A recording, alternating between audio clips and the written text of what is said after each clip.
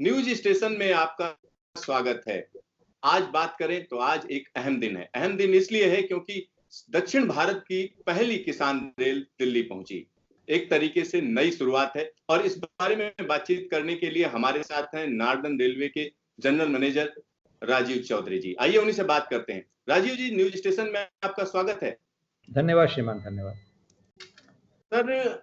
इस पहल को या इस जो पहली किसान रेल एक तरीके से दक्षिण भारत से उत्तर भारत में आई है, इसको लेकर क्या कहेंगे सर? कितनी बड़ी पहल है ये एक भारत सरकार की और कृषि मंत्रालय की बहुत बड़ी पहल है और इसके माध्यम से किसी भी देश के कोने का किसान, कृषक अपना सामान को यहाँ से वहाँ पहुँचा सकता है।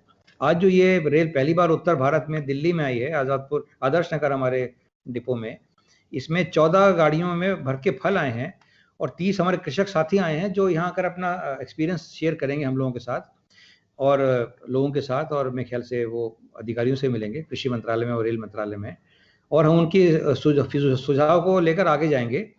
ये एक माननीय प्रधानमंत्री जी का जो एक सपना था कि हम कृषक का सामान पहुंचा सकें दूर दराज की मंडियों में, उस तरफ एक बहुत सशक्त कदम है ये। और आने वाले समय में मैं देख पा रहा हूँ कि किसानों को इस सेवा का बहुत ज़बरदस्त लाभ मिलने वाला है और जिसको इतना पैट्रनेज मिले रेलवे की ओर से, वो सुविधा हमेशा ही सफल रहती है। और ये एक ऐसी चीज़ मिल जाएगी हमारे कृषक साथियों को जो उनके रोजगार को, उनके सामान को, और देश के अलग अलग कोनों में ये मालूम पड़ेगा कि आंध्र प्रदेश के फल कैसे होते हैं और नागपुर के केले और संतरे कैसे होते हैं, इसके नासिक के अंगूर कैसे होते हैं। ये एक ताज़े फलों की आमद जैसे मैं कहूँ, या किसी भी क्षेत्र का जो भी प्रोड्यूस है वो कहीं और जा सकता है बस सुविधा के साथ। और ये एक समयबद्ध तरीके से आई है। आंध्र प्रदेश चल के ट्रेन 40 घंटे में यहाँ पहुँच गई है और इसमें जो फलों के सब्जियों खराब होने का जो आशंका होता है वो भी नहीं रहेगी। तो ये बहुत अच्छी पहल है और भारत रेलवे और उत्तर रेलवे इसके लिए तत्पर है कमर कसकर, और हम इसको आगे भी इस प्रयास को बढ़ावा देंगे। धन्यवाद।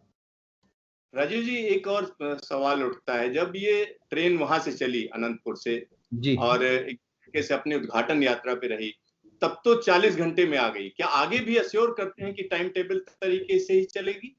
जी अवश्य चलेगी, क्योंकि इसमें 2 वजह हैं सिद्धार्थ जी। पहली ये कि हमको ये एहसास है कि इसके अंदर ऐसी चीज़ें जो खराब हो सकती है, जिससे किसी को नुकसान हो सकता है, जो किसी का भी इंटेंशन नहीं है।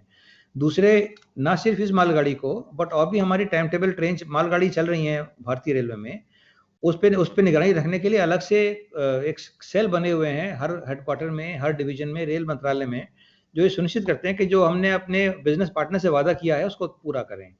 हम लोग जो उत्तर रेलवे से गार्डन ट्रेन या टाइम टेबल लॉन्ग डिस्टेंस मालगाड़ी चला रहे हैं, वो निश्चित समय से पहुंच रही हैं। मतलब निश्चित समय उनका ये है कि एक बैंड होता है, जैसे हम यहाँ से सुदूर पूर्व में भेज रहे हैं गाड़ियाँ, तो अगर वो 50 से 60 घंटे का टाइम हो तो उसी में पहुंच जाती हैं।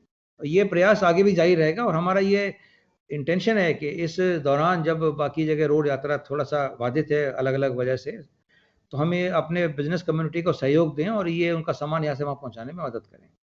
इसके टाइम टेबल की, इसकी ट्रेन की पंक्चुअलिटी की चिंता कोई भी ना करे, क्योंकि ये बड़े सघन तरीके से इसकी निगरानी की जाती है।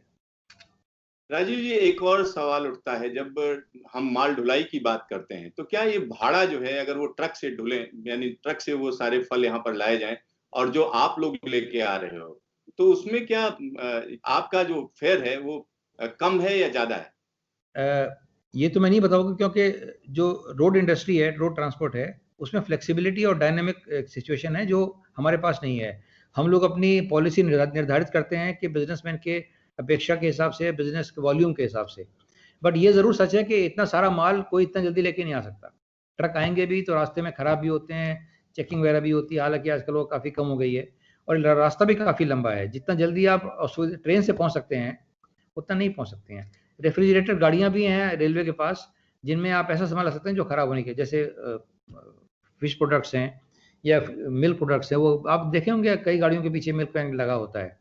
ये आज से नहीं, पहले से चल रहा है, बट ये एक स्पेशल ट्रेन है जो खाली कृषक का सामान लेकर पहुंचती है। ये रोड यात्रा से कहीं ज़्यादा सुविधाजनक, जल्दी और शायद सस्ता भी हो, अगर वॉल्यूम देखा जाए तो। राजीव जी, एक आखिरी सवाल है।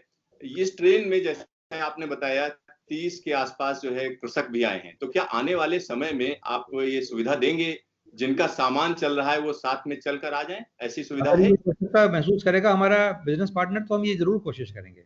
इन जो जिन गाड़ियों में पार्सल लगते हैं, पार्सल वैन लगती हैं, जैसे इस गाड़ी में लगी है, वहाँ पे हमको अपना यात्री डिब्बा लगाने में दिक्कत नहीं होती। मालगाड़ी में जरूर उसमें दिक्कत होती है, क्योंकि उसमें कई सुविधाएं नहीं होती। बट अगर ये बिजनेस की आवश्यकता होगी तो हम इसको करेंगे, लेकिन हमको ये पूरी विश्वास है कि हम अपनी इतनी क्रेडिबिलिटी दिखा देंगे अपने बिजनेस कम्युनिटी को कि उनको इसकी आवश्यकता फील ना हो। और धीरे धीरे जब हम अपने हर वैगन को, हर कोच को जीपीएस से कनेक्ट कर लेंगे तो घर बैठे ही देख सकते हैं इसको। और सिंगल विंडो हेल्पलाइन नंबर्स हैं जहाँ से वो किसी भी अपने सामान के स्थिति का पता कर सकते हैं। राजीव जी, आपको ढेर सारा धन्यवाद न्यूज स्टेशन से बातचीत के लिए। तो यहाँ पर आप समझ सकते हैं कि सरकार का पूरा फोकस है कि किसानों के जो फल सब्जियां हैं वो बाजार में आसानी से पहुंचे, और उसकी पूरी यहाँ पर हम कह सकते हैं तैयारी है।